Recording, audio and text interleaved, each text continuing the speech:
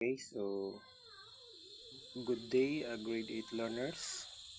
So ngayon ay papakita ko sa inyo kung paano ang tamang pag-divide ng rational algebraic expressions.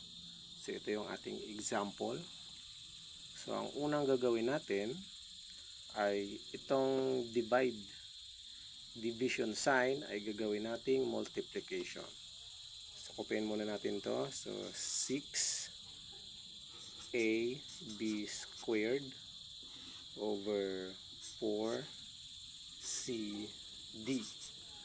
So, yung division sign ay papalitan natin ng multiplication.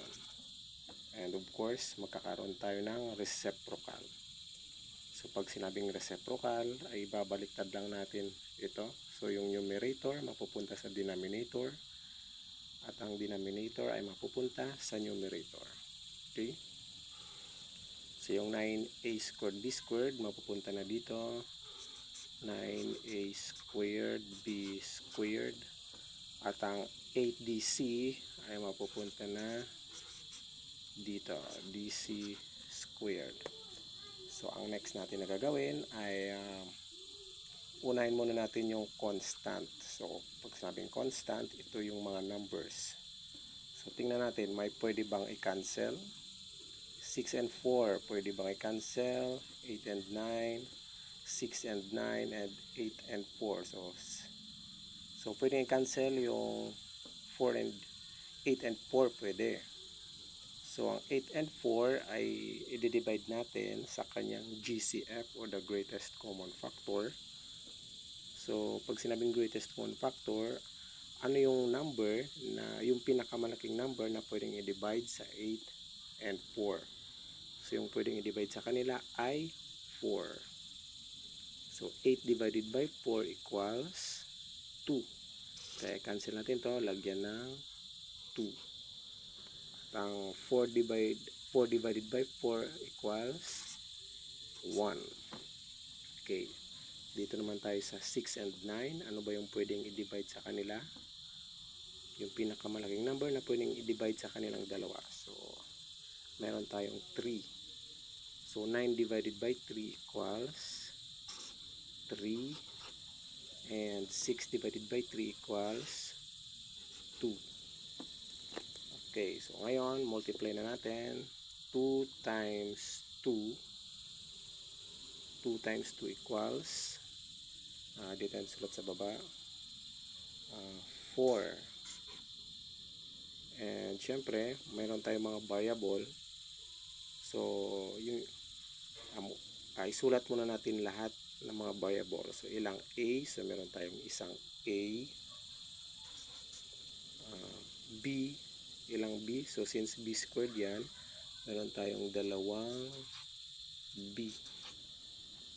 And dito ay letter D. Isa lang yung letter D. And C squared, meron tayong dalawa. C and C.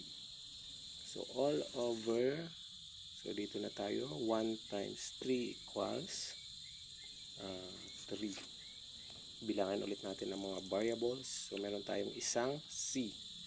So, A, C. Meron tayong isang D.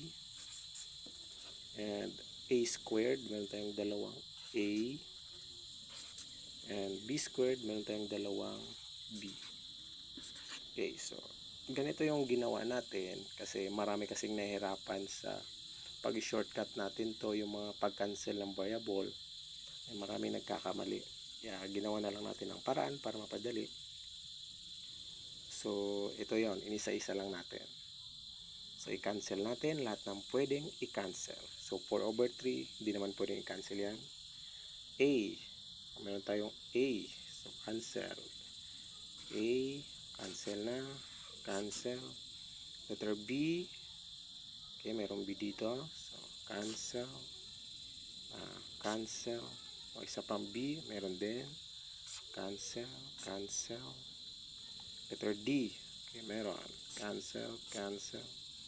Letter C, okay, meron din. Letter C, meron pa ba? Wala na. Letter A, wala na rin. So, isulat natin yung naiwan. So 4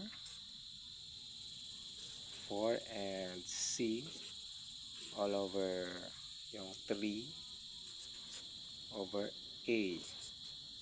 So meron pa bang pwedeng i-cancel?